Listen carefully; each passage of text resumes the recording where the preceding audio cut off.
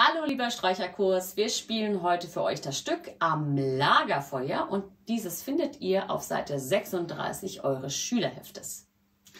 Wir spielen dieses Stück auf Metronomtempo 100 und ich zähle 4 Viertel vor. 1, 2, 3, 4.